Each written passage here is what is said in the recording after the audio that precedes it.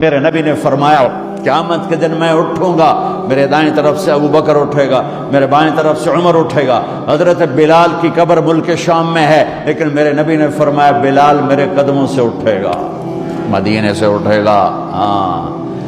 ہائے ہائے، اب نے کہا لوگ پیدل چلیں گے، میں براق پہ چلوں گا، بلال میرے آگے سرخ اونٹنی پہ سوار چلے گا۔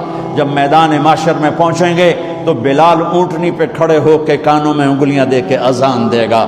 وہ اذان بلالی رہ گئی رسم اذان، روح بلالی نہ رہی، فلسفہ رہ گیا تلقین غزالی نہ رہی۔ وہ اذان بلالی ہم سب سنیں گے جب کہیں گے اشہد ان لا الہ الا اللہ، تو سارا میدان معاشر کا مرد عورت کہے گا سچ کہہ رہے ہو۔ جب کہیں گے اشہد ان محمد رسول اللہ، سارا میدان معاشر کا مجمع کہے گا سچ کہہ رہے ہو۔ اس دن بلال کی اذان سننا، وہ غلام ہو کر محبوب ہوئے، حبیب ہوئے، پیارے ہوئے۔ جب ہائے ہائے ظہر کی نماز کی اذان دینے لگے، اللہ کے نبی کا انتقال ہو چکا ہے، جب اشہد ان محمد پر پہنچے تو روتے روتے روتے آواز بند ہو گئی، اور جلدی سے اذان پوری کر کے نیچے آئے، کہا آج کے بعد قسم اٹھاتا ہوں اذان نہیں دوں گا، میرا نبی نہیں ہے تو اذان بھی نہیں ہے۔ اور حضرت ابو بکر سے اجازت لے کر جب وہ خلیفہ بن گئے، جہاد پہ چلے گئے، 6 مہینے تک آئے نہیں۔ لاکھوں صحابہ جہاد میں گئے، کسی کو میرے نبی خواب میں نہیں آئے، صرف بلال کو آئے۔ بلال یہ کیا بے وفائی، ہم سے ملنا ہی چھوڑ دیا، ہمارے پاس آنا ہی چھوڑ دیا۔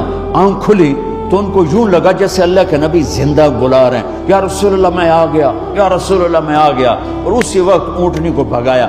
21 دن کا سفر، 21 دن کا سفر 7 دن میں کیا، 7 دن صرف نماز اور پیشاب کے لیے اترتے تھے اور بھگاتے بھگاتے بھگاتے۔ 8ویں دن جب مدینے میں پہنچے تو آتے شور مچایا، یا رسول اللہ میں آ گیا، یا رسول اللہ میں آ گیا۔ ان کے ذہن سے نکل گیا کہ آپ تو دنیا سے جا چکے ہیں۔ جب مسجد کے قریب پہنچے تو پھر تڑپ اٹھے اور چیخنے لگے کہ آپ تو ہیں ہی نہیں۔ پھر گئے سیدھے قبر پہ جا کے یوں قبر کو لپٹ گئے، یا رسول اللہ میں تو آ گیا ہوں، آپ کہاں ہیں؟ یا رسول اللہ میں تو آ گیا ہوں، آپ کہاں ہیں؟ یا رسول اللہ میں تو آ گیا ہوں، آپ کہاں ہیں؟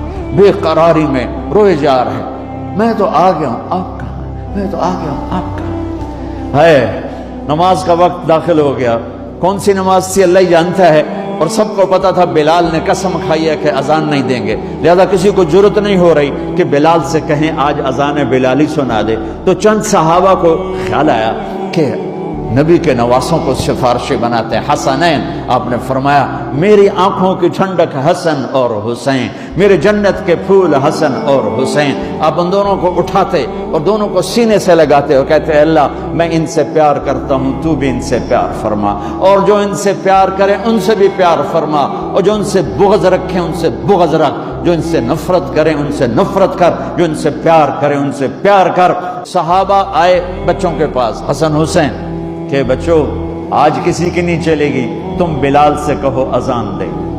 تو یہ دونوں ننھے منھے بھائی، حسن 7 سال کے، حسین 6 سال کے، 10 مہینے کا فرق تھا دونوں بھائیوں۔ چچا ایک درخواست، کہ میرے ماں باپ آپ پہ قربان، آپ درخواست کیوں کہہ رہے ہیں؟ آپ امر کریں، آپ حکم کریں۔ کہنے لگے جیسے آپ ہمارے نانا کے لیے اذان دیتے تھے آج ہمارے لیے دے دو۔ تو ایک دم وہ رونے لگے بلال، کہا ہے میرے بچوں میں نے قسم اٹھائی تھی کہ میں اللہ کے نبی کے بعد کبھی اذان نہیں دوں گا، لیکن تم پہ تو ہزاروں قسمیں قربان ہیں، میں اپنی قسم توڑتا ہوں اور اذان دیتا ہوں۔ جب وہ چڑھنے لگے اس بی بی کے گھر، قریب ایک انصاری عورت کا گھر تھا جس کی چھت پہ چڑھ کے اذان دیا کرتے تھے، تو سانس رک گئے، سب کے آنکھیں پھٹ گئیں، اور وہ یوں منظر دیکھ رہے کہ آج بلال تو ہے، محمد مصطفیٰ نہیں ہے۔ آج اذان بلالی تو ہوگی لیکن محمد مصطفیٰ کی جھلک نہ ہوگی۔ جب ان کانوں میں انگلیاں، جب انہوں نے اللہ اکبر کہا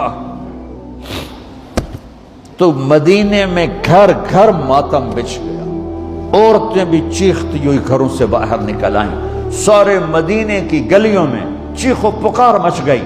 اور یوں سب کو لگا جیسے محمد مصطفیٰ زندہ ہیں اور ان کا زمانہ ہے، لیکن آپ تو جا چکے تھے۔ یہ بلال کو جو رتبہ میرے رب نے دیا، یہ غلامی مصطفیٰ کی وجہ سے دیا ہے۔ آپ سب میرے بھائی بہن بیٹھے ہو، میرے بچے بچیاں بیٹھے ہو، اپنی زندگی کی قیمت لگاؤ، اور یہ قیمت پیسے سے نہیں ہے، پاؤنڈ سے نہیں ہے، ڈالر سے نہیں ہے، ڈگریوں سے نہیں ہے، یہ غلامی مصطفیٰ سے ہے، یہ محمد مصطفیٰ سے ہے۔